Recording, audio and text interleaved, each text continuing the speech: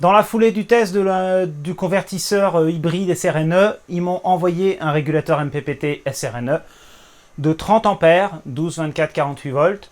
Je ne sais pas pourquoi il est aussi petit. Je m'attendais plutôt à un 100 ampères, quelque chose d'assez conséquent. Je ne sais pas pourquoi ils ont refait leur modèle 30 ampères, parce qu'ils en avaient un avant qui marchait très bien.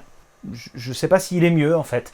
Il a visiblement ce que j'ai vu qui était différent, c'est que l'écran est plus complet, un peu comme un 60 ampères. On peut rajouter une sonde de tension sur la batterie. Je ne sais pas pourquoi spécifiquement celui-là, pourquoi le modèle est différent. Donc bon, ils me l'ont envoyé, je le teste. Je teste le rendement, je vais le comparer avec d'autres. Et puis on va bien voir.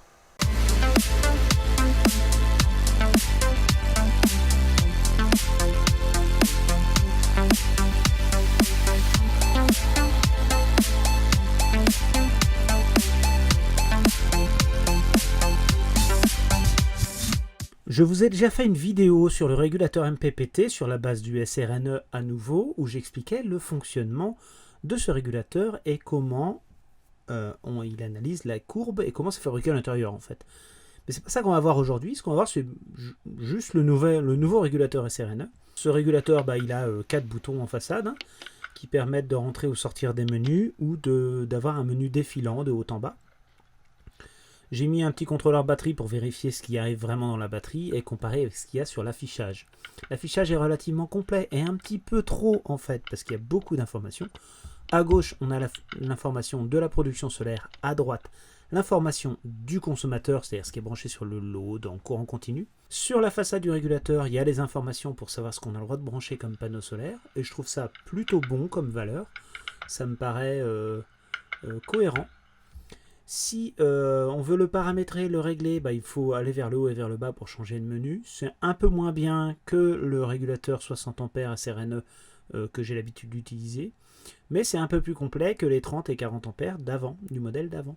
Il y a un peu plus de réglages dessus. Alors on ne retrouve pas réellement le menu historique. On a quand même un certain nombre d'informations sur la journée et sur ce qui se passe en direct.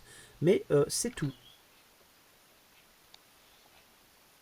Concernant les courbes de rendement, alors j'ai fait plusieurs courbes. J'ai d'abord fait une courbe en fonction de la puissance du soleil. Donc j'ai quelque chose avec 1215 watts de panneau solaire qui est une plutôt bonne production. Là on voit en rouge la courbe que ça aurait pu être au maximum. C'est bien qu'elle soit au-dessus. De temps en temps, il y a des petits pics qui traversent. Je pense que c'est des petites imperfections de ma part en termes de mesure. Globalement, on est plutôt bien. Lors d'une précédente vidéo, j'avais comparé 4 régulateurs solaires différents.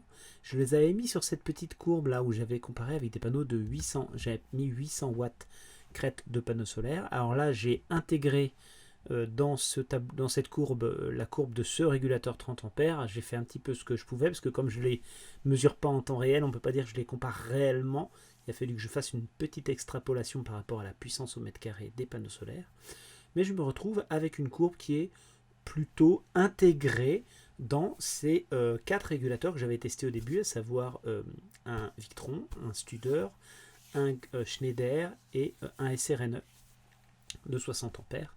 Et donc le SRNE 30 ampères est plutôt moyen au milieu de tout le monde. Donc il a un bon rendement global. Je suis plutôt satisfait. Quand on regarde le rendement en fonction de la puissance, et non pas en fonction de la puissance du soleil, en fonction de la puissance produite, alors il est un petit peu variable parce qu'un MPPT ça cherche tout le temps la meilleure puissance, donc il y a toujours des moments où le rendement est un peu plus faible ou un peu plus élevé, donc c'est lui qui est tout le temps en train de chercher. Le rendement que j'ai mesuré me paraît assez bon. J'entends par là qu'il y a même des moments où il est très très bon. Je ne vois pas de problème particulier. Sauf erreur de mesure, le rendement est vraiment très bon.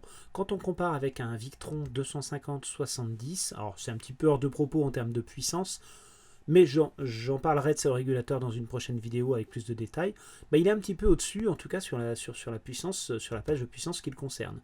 Quand on intègre le Studer 80 ampères, ce qu'on voit c'est que c'est pareil, on est globalement dans les rendements attendus. Moi ce que je peux dire de ce régulateur MPPT 30 ampères, le nouveau modèle, bah, effectivement, ils ont clarifié la gamme en mettant tout en 150 volts. Par contre, les connectiques au niveau du régulateur sont un petit peu fragiles. J'aurais espéré mieux.